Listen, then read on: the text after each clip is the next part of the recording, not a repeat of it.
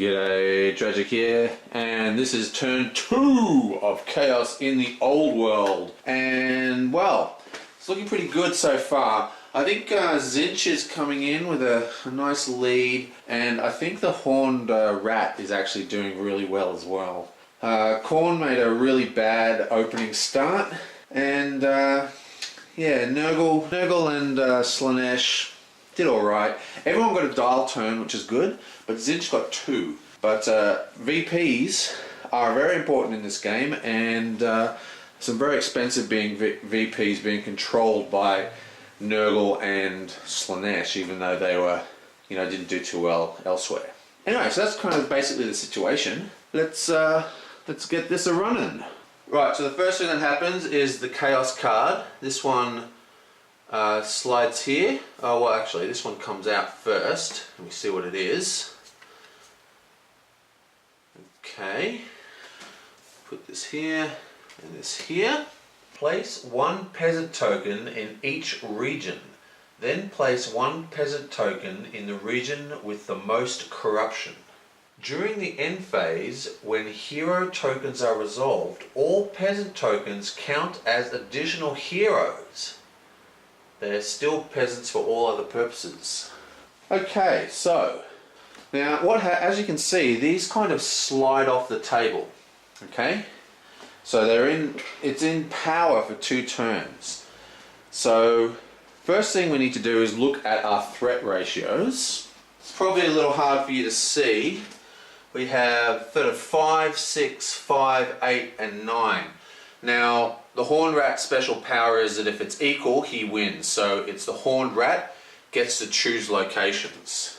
Okay, so a peasant token is getting placed in every single region. So this is pretty major. So Nausicaa gets 1, Troll Country gets 1, Keslev gets 1, the Empire gets 1, Bertonia gets 1, Estalia gets 1, Tilia gets 1, the Border Princes get 1, and the Badlands get 1. Now what is interesting, for at least 2 turns, because things can happen to make these last longer than a turn, all these peasant tokens count as hero tokens, which means that they will kill 1 unit, just like the hero tokens did in the last turn. So this one has a hero token and a peasant token, so whoever's in there is going to lose 2 units. Right. Of course, peasant tokens you can kill, hero tokens you can't. Well, that's the end of the Chaos phase. It is now the first turn. Now I'm going to do this a little out of order, because during this phase, everyone's supposed to get their cards and do it. I'm just going to deal the new cards and adjust their tracks one by one as their turn comes up. So it goes to 7, and he gets 2 new cards. 1, 2. Let's have a look. Okay, so I know what I'm going to do. I'm going to spend 0 points, beg your pardon, and I'm going to play Bloodlust in Tilia, which says place 1 corruption token for each enemy figure you kill in this region. So I'm basically announcing that I'm going to try and take Tilia from the rat guys, so they can either try and fight me or move space, move out of there into here where there's 2 peasant tokens that they have to deal with. Alright, so Yud to 6, let's get 2 tokens, 1, 2. Let's see what we're going to do with you, Nurgle face. Okay, so Nurgle's going to spend 1 and place a Plague Bearer in Estalia. Now Zinchy, now he always draws up to 5, so he's got 2 left, so he actually draws 3 cards. 1, 2, 3. Let's see what he's going to do.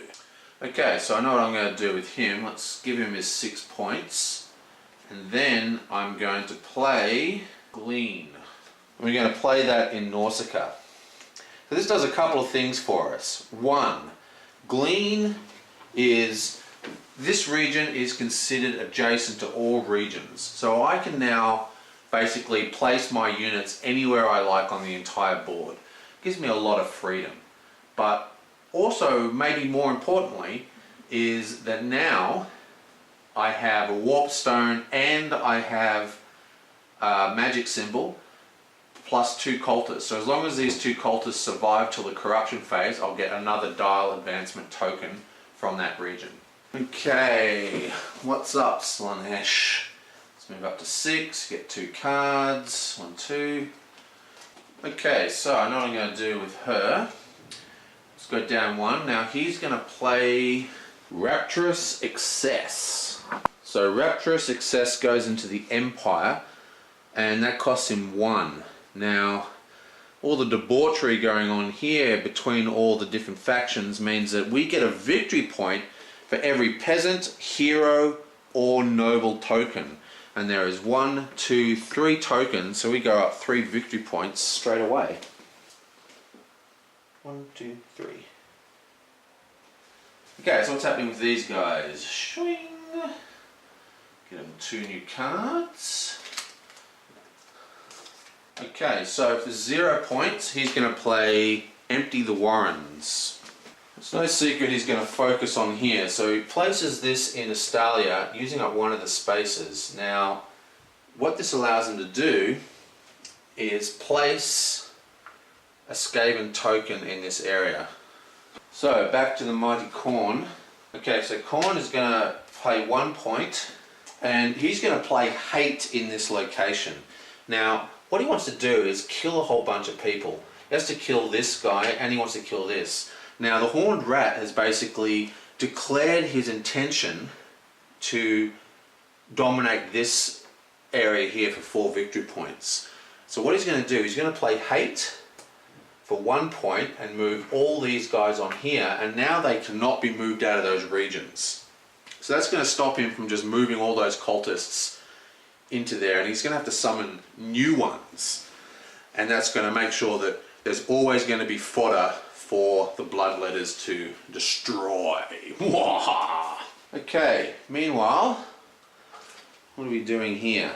Going to spend another 1 point, place another Plague Bearer, and he's going to place the Plague Bearer, and he's going to place the Plague Bearer again in Astalia, and he's going to place the Plague Bearer in Tilia. Okay, it's Zinch's turn, but what I forgot to do is he's got the horror ability, which means when he plays a card that has a magic symbol, and that card we played has a magic symbol, he automatically gets to summon a horror. So we'll just quickly do that. So a horror goes into Nausicaa. Okay, so for 2 power points, 1, 2, he's going to play Havoc. He's going to play that in the Border Princes, and what that says is instead of rolling battle dice in this region, all warriors and greater demons each place. What the hell is this? This isn't the right card. This is the right card, and it costs 0, so that goes back up to 2. And he's playing Warp Storm for 0. Boom! Now that has a magic symbol, so it automatically summons a horror, and it makes us place a warp stone in that region.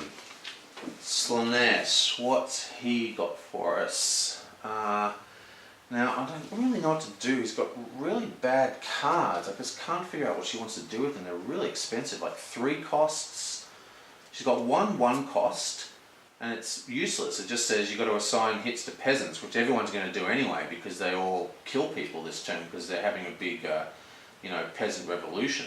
So I really don't know what we're going to do here. I think she's going to spend another 1, 2, place a demonette back in Kislev.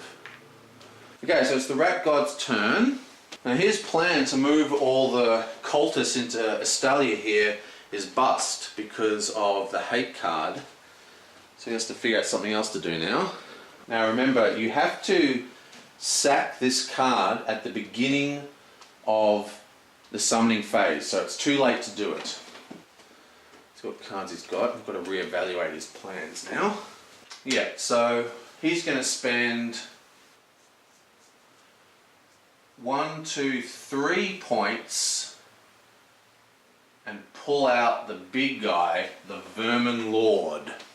He's going to place that here. Donk. back to our Korn. Now Korn has a number of blood letters left, so he's going to go 1, 2, place another blood letter, and he's going to put that in Tilia. Nurgle, he's going to spend 2, 1, 2, and place another choking stench in Betonia. That's the card that makes them roll 1 less dice. Right, so it's Tzeentch again. Now, Tzeentch is looking for 1 power crystal. What have we got here? Now, he's got no more horrors. He's only got 3 battle units. Damn. Okay, so he's going to place a Bolt of Change in the Border Princes, which destroys 1 warrior unit and places 2 corrupting cultist freaks. Okay, so it's the Lord of Want's turn. I'm really not really sure what I want to do with Slaanesh. He's going to spend 1, place cultist in Kislev, and the Rat God is going to spend 1 and place a cultist in Astalia. Actually, he's not going to do that. Beg pardon. He's a bit worried that someone's going to use that other Chaos card slot, so he's going to cast his Chaos card now. So he's going to cast 1, 2, that gives him 1 more point left, and he's going to place this in Astalia.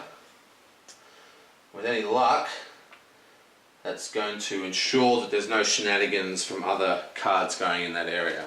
Okay, so it's Kron's turn again.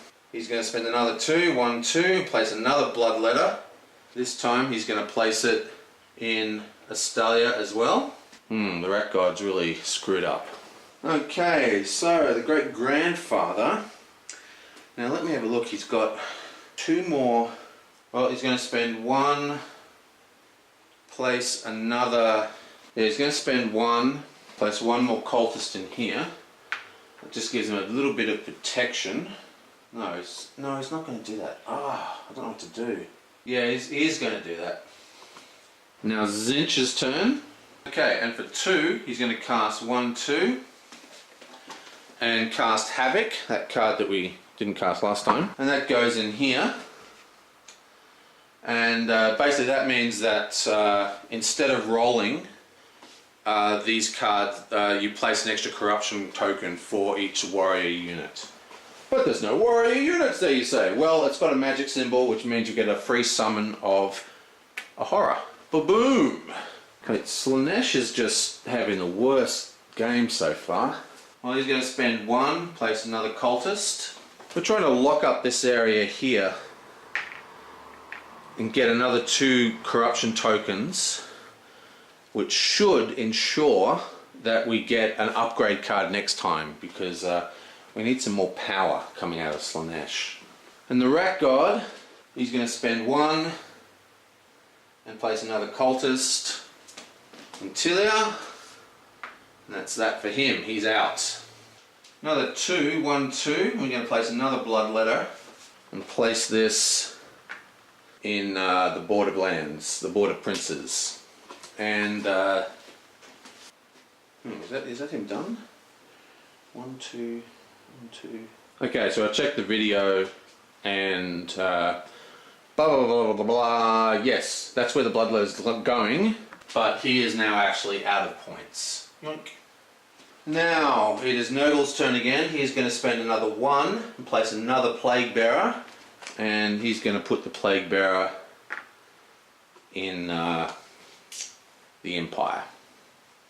No, it's not. Let me think. There's 2. Yeah, he is. Now Tzeentch, as always, has like used hardly any points because he's just been spending his cards. But he hasn't got much left. He's only got 2 cultists and a big evil huge guy. Now Tzeentch has the highest threat at 9 because he's turned his dial twice. So when the peasants and the heroes attack, they're going to attack Tzeentch first. So he's not in a particularly good situation. 1, 2, 3. So what he's going to do, he's going to spend 1 point, place a cultist in here. And that gives him 3 cultists. So even if the bloodletter does kill 2 people, he needs 1 more cultist in there to assure victory for that location. Okay, Slaanesh has 1 power point left. He has a card that costs 1. Does this do anything for him? No. Yeah, so he's just going to spend 1, take another cultist, and just continue corrupting this hero. This hero here is getting sorely tempted. So even with all the stuff going on there, we should guarantee a dial turn and 3 victory points. So that's pretty strong. Even though I feel like Slaanesh isn't doing much, he's actually in the lead, so I guess she's not doing that bad.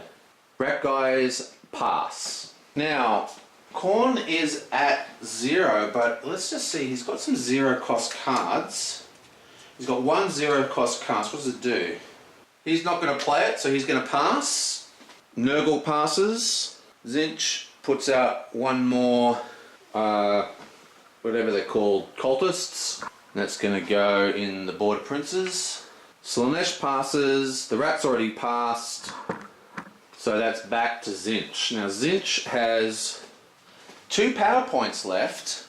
Yeah, so he's got 2 power points, but this figure costs 3, so he can't play it, so he's going to have to pass.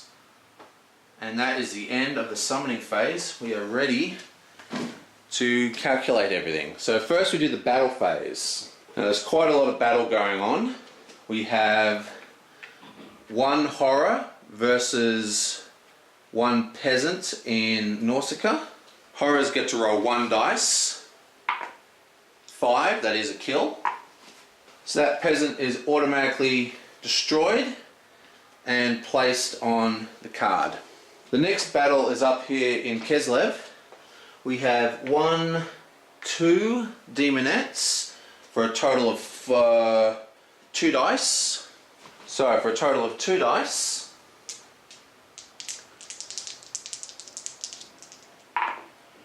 We get 1 hit. That is enough to kill the peasant though. Doing. And boom.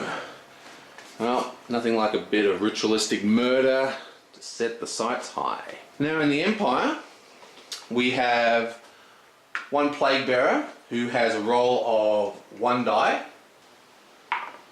And he gets a 4. Now he's not going to kill the peasant. Oh, yes he is. Yes, he is going to kill the peasant. Sorry, he's going to kill the peasant because he is a lower threat, right? So the peasant and the hero are going to kill both of these guys because they're high threat and leave him untouched. So by killing the peasant, we get rid of the 3rd kill. And it goes on his player board. We have another battle in here.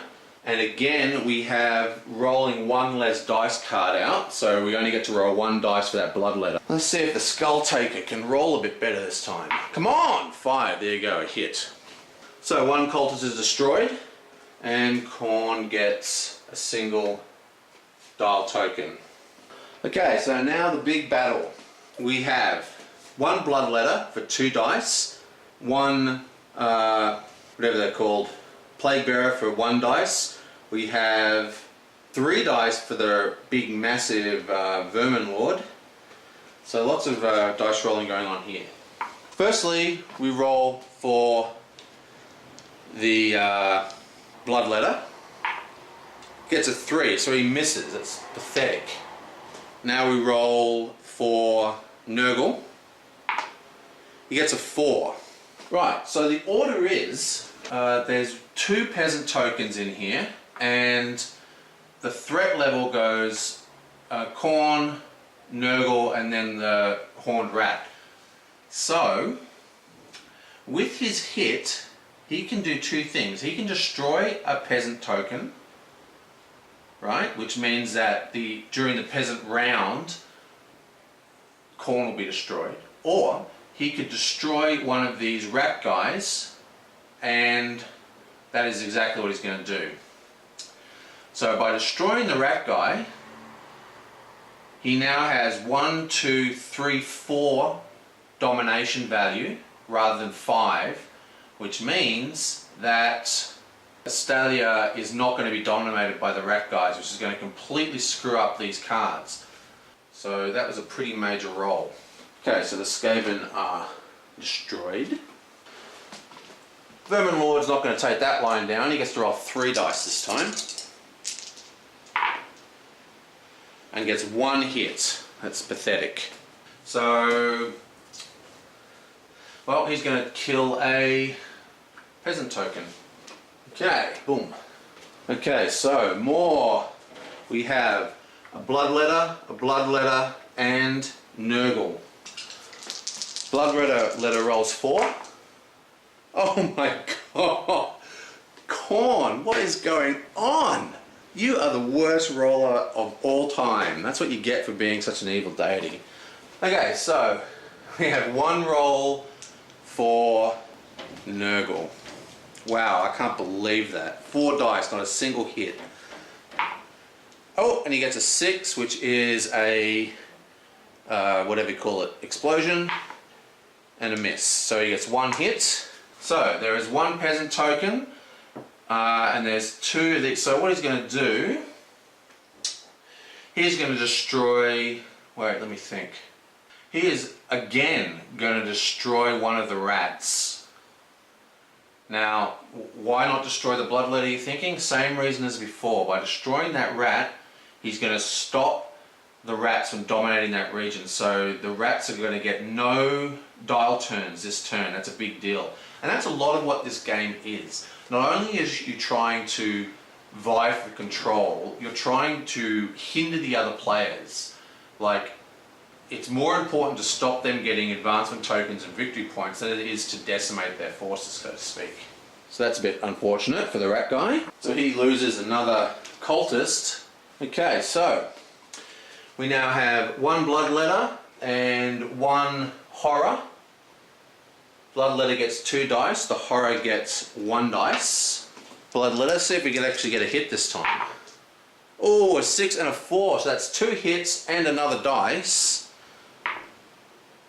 And a miss. So that's 2 hits. Again, he's going to kill 2 cultists. And that's going to stop Zinch from getting a dial advancement token there. But he did kill someone, so he gets a 2nd token. Bonk. Okay, so it's the horror's turn. He gets to roll 1 dice. Oh wait, hang on. This is no... Wait. I completely screwed that up. No, Zinch was too clever, and there's still another 2 cultists there, because he had 4 cultists. So he was prepared for that loss. So instead, he's going to kill 1 cultist, put that guy back, and kill the horror. No, he's not going to kill the horror. He's going to kill the peasant. Yeah! And he gets a peasant token. But he still killed 1 cultist, so he still gets the dial advancement token. Okay, so the horror goes. He gets a 5. Now you can't select your own units, so he is going to have to kill the bloodletter. Bloodletters have a defense of 1, so you only need 1 hit to kill them. And lastly, we have a horror here, but we do have this card in here, which says instead of rolling, each warrior places a corruption token. So instead of rolling, a corruption token is placed. Okay, so we're going to try a new angle here. So domination, we have 1, 2, 3 versus 1, so that's 1 victory point. Bonk. To Zinch. We have 3 versus 1, 2, 3, 4, 5. That is 3 victory points. 1, 2, 3 for Slanesh. 1, 2, 3 tokens in there, so nothing goes on. We have 1, 2, 3, 4, 5, which is 3 victory points for Nurgle. 1, 2, where was this? 6, wasn't it? 1, 2, 3. Yonk. Over here we have 1, 3, no domination there. Over here we have 2, 1. No, we have 1, 2, 3 versus 1. God, I can't even speak. We have 1 blood letter, that's 1. 1 blood letter, 2. 1 from the card, that's 3 versus 2. So corn goes up 2. 1, 2. We have here, 1, 2, 3, 4 versus 1. So Zinch goes up another 1. And over here we have 1, 2, 3, 4, 5 versus 1. So Zinch goes up another 1. Now the corruption phase. We have 2 cultists here, so that's 2 corruptions. We have a warp stone and we have a magic symbol. So Zinch gets another token. We have 1, 2, 3 cultists in Keslev. Plus we have a hero unit. So Slanesh gets a token. We have 2 tokens for Khorne in the Empire. So 2 corruption goes down. We have 3 corruption in Batonia. So now, just in case you're wondering, Slanesh gets a token because there's a hero or there is a noble unit where he put 2 down. Now Nurgle only needs to put 2 or more down in any zone. So he put 3 down in that zone, so he gets a token. No corruption goes on in this location, that's pretty bad. We have no corruption in Telia again. Those guys are pretty strong-willed. And we have... Oh, by the way, when I counted that up, I forgot that this has a hero token. So that's actually 2. I mean, we had 1, 2, 3, 4, so we won. But even though the noble token makes a resistance 2, it's still only 1 victory point, so there's no actual changes. Anyway, so there is 1, 2, 3 cultists in the Border Princes. 1, 2, 3. There is a magic symbol and a warp stone, so he gets another token. Gee. And we have 1, 2 tokens. God, Zinch is kicking it. 1, 2 in the Borderlands, which we also have a warp stone and a magic token. So he gets a 3rd token. Right, so let's just remove these cards from the board. This is part of the cleanup phase. Wow, the Horned Rat really got hammered this turn. Zinch seems to be doing well, but Slanesh is well in the lead. I think Zinch is going to make a big comeback though, because he's getting all the dial tones. Okay, so now hero tokens are resolved. There's a hero token here, which means we lose 1 guy and we are going to kill a cultist. There is a hero token here. Now, again, Nurgle has a threat of 5 and Khorne has a threat of 6. So the Khorne gets destroyed, he takes that guy away. And that's all the hero tokens. Now the old world cards get resolved. Firstly, we have Road Warriors, which is the card from the first one. At the end of the phase, the player with the lowest threat removes 1 hero token. Lowest threat is, well, it's a tie between Nurgle and the Horned Rat, but the Horned Rat always wins ties, so he gets to choose. He's going to take it from the Empire. Then the second one, all peasant tokens resolve as if they're hero tokens. So, we have a peasant, there's no one in there. We do not have a peasant. We have a peasant, again, Khorne is the higher threat, so he gets destroyed. We have a peasant, Khorne is the higher threat, he gets destroyed. We have a peasant, Khorne is the highest threat, he gets destroyed. We have a peasant, Khorne is the highest threat, he gets destroyed. And that's that. Smack Khorne in the head. That's what you go, oh, I guess he's the warrior, that's why he fights so much. Oh well, lots more to summon next turn. Okay, so now we have the dial turns. The Horned Rat does not get a dial turn, and Zinch has 3, so he gets 2 dial turns, everyone else gets 1. Okay, so Khorne gets an upgrade card, and he's going to upgrade his blood letters. So every time he now kills a blood letter with his blood letter, he gets 2 victory points, which is pretty strong. Nurgle, he can now remove 1 corruption counter. I think he's going to move 1 from the Empire. Tzeentch gets 2 ticks. That's 1, score 3 VPs, and 2 is an upgrade. 1, 2, 3. And what we're going to pick is the card that I liked last time for the upgrade, which isn't an upgrade to individual characters, it's an upgrade to Tzeentch himself. Now what this card does, it's called Mystical Disregard. It means that he can now play a card on top of an existing Chaos card. So say both these spots are taken, he can then play his card and cancel a card and take that spot. But he has to pay, the card has to be equal or higher than the card he's replacing. That's very, very strong because he always has great spells. And Slaanesh, come on, give us an upgrade. Come on, Slaanesh. Upgrade card. Okay, what you got? I don't really like any of these. So, he is going to take 4 from Grace. This is an actual upgrade to Slaanesh herself. If you place 3 or more corruption tokens in a region with a noble or hero token, collect 2 dial advancement counters instead of 1. So that could be very, very good. Okay, so that is the end of turn 2.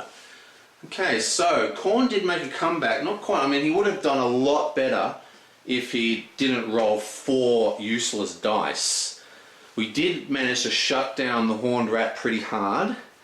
Nurgle is sort of completely unchallenged at the moment, and so is Tzeentch. Tzeentch is just running all over things. We've really got to start trying to destroy Tzeentch.